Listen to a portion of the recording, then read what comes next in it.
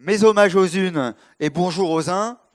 Nous allons donc démarrer cette journée, qui est un grand moment, puisque c'est à la fois les 7e rencontres, mais cela fête d'une certaine manière les 10 ans du Fonds d'innovation sociale. Et donc ça sera aussi une réflexion autour de ces 10 ans, autour de la pérennité des projets qui ont pu être soutenus. Mais nous allons commencer avec Valérie Fournier, qui est non seulement la présidente de la Fédération des ESH, qui est non seulement la patronne et la présidente du fonds, mais qui est surtout celle sans qui le fonds n'aurait pas pu être créé, parce qu'à l'époque, c'est elle qui a eu la volonté politique, l'idée et la volonté politique de convaincre les équipes, de convaincre les conseillers, de convaincre l'écosystème de la Fédération des ESH d'aller vers l'innovation sociale. Donc je vais demander à Valérie de bien vouloir lancer cette journée.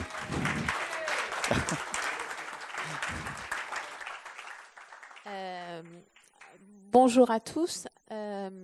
Merci pour cette introduction qui m'a mis pas mal de poids sur les épaules.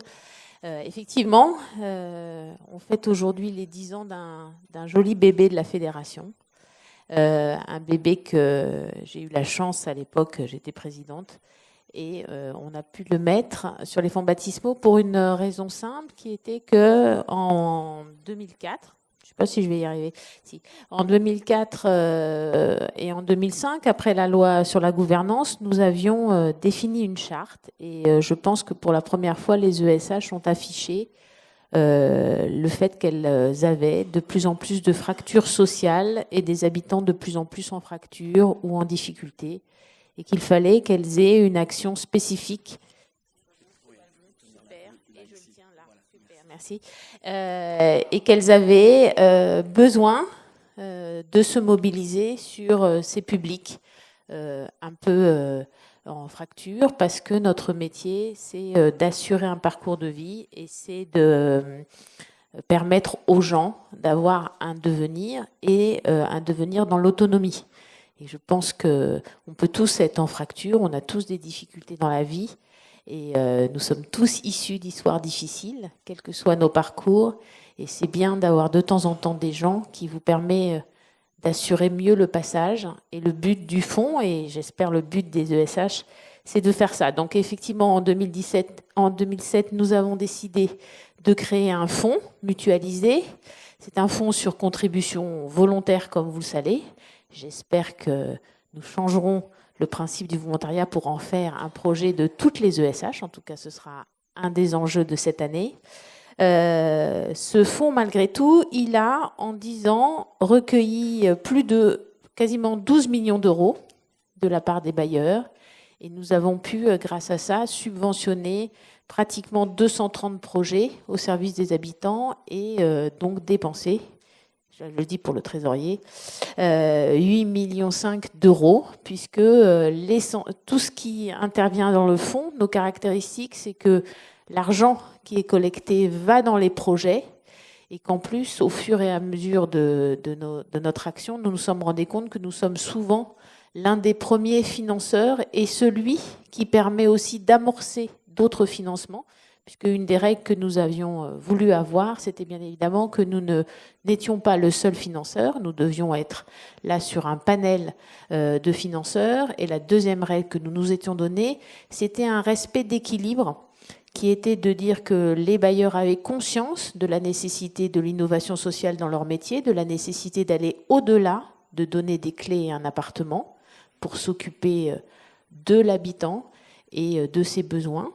Donc au-delà de ce qu'est simplement le produit immobilier, mais que par contre, nous n'étions pas là pour intégrer les métiers de l'action sociale, mais pour travailler avec les associations. Et je pense que ce n'était pas forcément un pari facile, ni forcément évident à l'origine. On s'est beaucoup regardé avec les associations. Je me rappelle des premières rencontres où il y avait eu des débats et des questions dans la salle où on nous avait demandé est-ce que les bailleurs ne se donnent pas une caution gratuite, est-ce que vous ne nous achetez pas? Et puis petit à petit, finalement, on s'est rendu compte que cette inquiétude en fait, s'était transformée en une vraie envie d'être ensemble, une vraie envie de se projeter ensemble et de travailler ensemble au service d'habitants. Je pense que la chose aussi qui est la caractéristique du fonds et qui est une chose importante pour moi, c'est que c'est pas un projet gadget, le projet du fonds. C'est une chose sur laquelle les comités sont extrêmement vigilants. Nous ne sommes pas là ni pour faire de l'événementiel, ni pour faire du mécénat, ni pour nous faire plaisir. Nous sommes là pour servir et nous sommes là pour écouter. Et je pense que les deux caractéristiques des projets du fonds, c'est d'exister dans la durée, d'être là au service des habitants et de plus en plus d'ailleurs d'être quelque part la coproduction d'un projet et d'être à l'écoute, parce que le sujet, c'est pas simplement d'avoir une bonne idée pour les autres, c'est qu'elle rencontre aussi un vrai besoin et une vraie envie.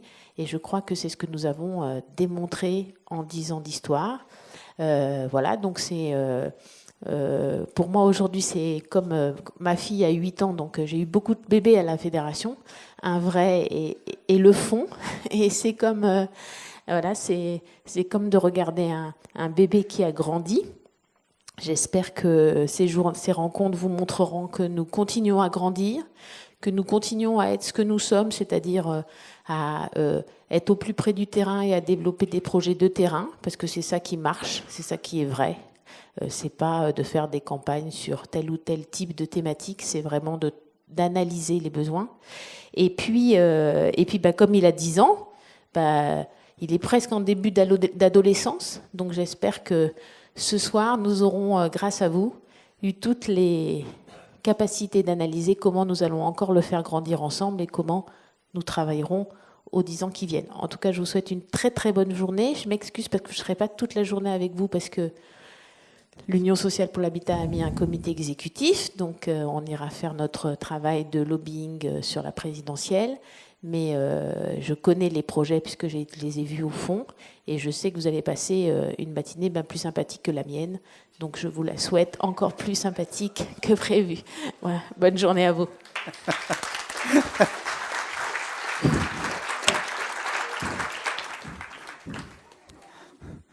Merci Valérie, mais un jour d'ailleurs, ce serait bien que tous les membres du comité exécutif viennent à des rencontres de l'innovation sociale. Je suis sûr que ça ferait du bien à tout le monde. Alors, cette journée, donc à chaque fois, il y aura la présentation d'actions qui ont été menées. Souvent, elles ont été menées il y a plusieurs années. Elles ont été accompagnées par le fonds. Parfois, il y a même une deuxième étape. C'est donc ça aussi qui est extrêmement intéressant. C'est que nous allons voir comment les choses ont bougé, quels ont été les effets. Parce que très souvent, on agit, mais moins souvent, on fait un petit peu le bilan, on en retire des leçons pour continuer d'avancer. Le projet du Fonds pour l'innovation sociale, c'était ça aussi. C'était non seulement d'accompagner des projets, mais aussi d'essayer d'en retirer des leçons, y compris d'ailleurs pour pousser d'autres fédérations, d'autres SH, mais aussi, pourquoi pas, d'autres acteurs du monde HLM, de reprendre les idées à leur sauce, mais de pouvoir développer. C'est pas seulement pour le projet, mais c'est aussi pour l'ensemble des publics visés. Donc ça sera aussi l'objet de cette journée. Deuxième élément, comme c'est un moment particulier avec les 10 ans, nous avons demandé un certain nombre de grands témoins, d'acteurs du secteur. Valérie disait au début, les acteurs de l'économie sociale ont regardé un petit peu bizarrement, certains membres du tissu associatif étaient un peu inquiets. C'est aussi pour marquer qu'aujourd'hui, c'est un partenariat qui est fait avec cet environnement-là, qu'un certain nombre de ces représentants sont venus passer la journée avec nous et réagiront tout au long de la journée, non pas pour donner des bons et des mauvais points, mais simplement pour dire, tiens, comment ils réagissent, qu'est-ce qu'ils en comprennent, qu'est-ce qu'ils ont envie de dire, et parfois aussi, quels projets ils peuvent avoir envie de construire avec nous, ou autrement, ou quelles idées ils pourraient nous donner. Donc ça va être aussi cet échange-là qui sera un des éléments de force de la journée. J'ai parlé d'échange.